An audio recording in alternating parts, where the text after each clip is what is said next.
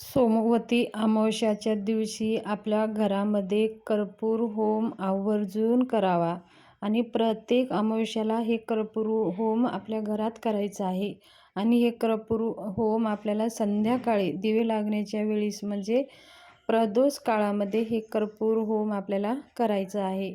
घरात खूप काही नकारात्मकता आहे, कटकटी आहे, छोट्या छोट्या गोष्टीमुळे खूप असे मोठे मोठे भांडणं होतात किंवा आपल्या घरावरती कुणाची नजर दोष लागलेली आहे, करणेबाधा झालेला आहे, घरामध्ये कुणाची इडापिडा आली असेल तर ती सगळी इडापिडा, भांडणे, कटकटी, नजरदोष, करणेबाधा ह्या सगळ्या गोष्टीपासून आपल्याला संरक्षण भेटतं आणि ते कमी होण्यास मदत होते. अमावस्येच्या दिवशी आपल्याला प्रत्येक अमावस्यापासून दररोज ही सेवा आपल्याला घरामध्ये करायची आहे. आज सोमवती अमावस्या हे खूप शुभ मानलं जातं. ह्या दिवशीपासून आपल्याला कर्पूर होम आपल्या घरामध्ये करणं तेवढं शुभ मानलं जातं. तर कर्पूर होम करण्यासाठी आपल्याला जास्त काही खर्च पण लागणार नाही आणि काही वेळ पण लागणार नाही.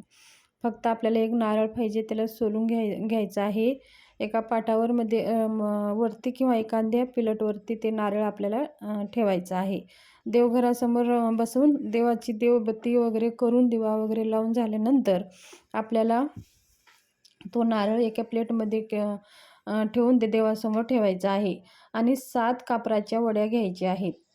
आपल्या घरामध्ये खूप काही भांडणे आहेत, नवरा बायकोची भांडणं, तणतणी आहेत, खूप गोष्टी छोट्या छोट्या गोष्टीमुळे मोठे मोठे भांडणं होतात. घरामध्ये वादविवाद, एकमेकाचं अजिबात पटत नाही. खूप असं काही आपल्या घरामध्ये होत असेल, अशा काही घटना घडत असेल तर तुम्ही हे कर्पूर होम करून पहा. बघा, खूप ह्याचे छान असे तुम्हाला रिजल्ट बघायला भेटतील. तर आपल्याला नारळ असं ठेवायचं आहे, त्याच्यावरती आपल्याला 1 कापूरची वडी प्रज्वलित करायची आहे. मग आपल्याला 108 वेळेस श्री स्वामी समर्थ मंत्र जप करायचा आहे. मग आपलं 108 वेळेस मंत्र जप झाल्यानंतर आपल्याला गायत्री मंत्र 16 वेळेस म्हणायचा आहे. आणि ते कर्पूर आहे ना, ते एक संपत आलं तर दुसरं कर्पूर कापूर त्याच्यावरती ठेवायचं आहे, त्या नारळावरती. आणि ते आपलं मंत्र इकडे जप करतच राहायचं आहे. आणि जो आपण पहिल्या वेळेस कापूर पेटवलेला आहे, आपले मंत्र होईपर्यंत म्हणजे ते 7 ओळी होईपर्यंत ते इजू द्यायचं नाही. थोडं संपत आलं की मग लगेच दुसरं कापूर त्याच्यात ठेवायचं आहे. 7 ओळ्या होईपर्यंत आपल्याला ते शांत होता कामा नये. आपण 1 माळ श्री स्वामी समर्थ जप करायचा आहे. 24 वेळेस गायत्री मंत्र, 16 वेळेस आपल्या कुलदेवीचं ओम ऐं ह्रीं क्लीं चामुंडाय विच्छे ह्या मंत्राचं जप करायचं आहे. असं जप करत राहायचं आहे. मग ते कापूर, जर आपल्याला कापूर शांत झालं नसेल, आपल्याकडं कापूर उरला असेल, तर मग तुम्ही ओम ऐं ह्रीं क्लीं चामुंडाय विच्छे ह्या मंत्राचा तुम्ही कंटिन्यू ते कापूर संपेपर्यंत मंत्र जप करू शकता आणि श्री स्वामी समर्थ मंत्र पण जप करू शकता. अशा प्रकारे आपल्या घरातली जे काही नकारात्मकता आहे, कटकटी आहे, घरामध्ये जे भांडणे, तणतणे आहेत, ते आपल्या घरातलं कायमचं निघून जातं. आणि हे दररोज आपल्याला घरामध्ये संध्याकाळी करून पहा. याचे खूप असे छान रिझल्ट आपल्याला बघायला भेटतात. कापरामध्ये काय आहे बघा, नकारात्मकता शक्ती नष्ट करण्याचे सत्व आहेत. म्हणून कापूर घरामध्ये प्रज्वलित केलं खूप शुभ मानलं जातं. म्हणून हे कर्पूर होम आपल्या घरातली जे काही नकारात्मकता आहे ते सगळी कायमची घालवते. म्हणून संध्याकाळ हा प्रदोष काळ खूप शुभ मानलं जातं.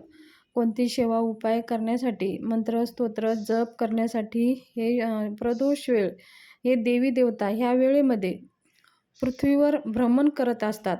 म्हणून तर आपण संध्याकाळच्या दिवा लागण्याच्या वेळेस आपले दारं, खिडक्या आणि सगळे लाईटी, दिवा वगैरे लावून असं उघडे ठेवत असतो की लक्ष्मी माता आणि भगवान शिव पार्वती, लक्ष्मी नारायण हे धर्तीवरती भ्रमण करण्यासाठी येत असतात. म्हणून आपण सगळं काही बघा, संध्याकाळच्या दिवा लागण्याच्या वेळेस आपण कसं नीटनेटकं करून झाडून काढून दिवा वगैरे लावून बसत असतो. तर ही वेळ खूप शुभ मानली जाते कोणतेही कार्य करण्यासाठी. तर आपल्या घरातली जे काही नकारात्मकता आहे नष्ट करण्यासाठी कर्पूर होम खूप शुभ मानलं जातं.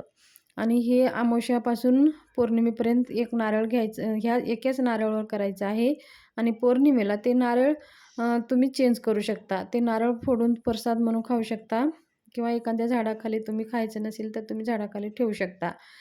पण ते पायदळामध्ये येणार नाही याची काळजी घ्या.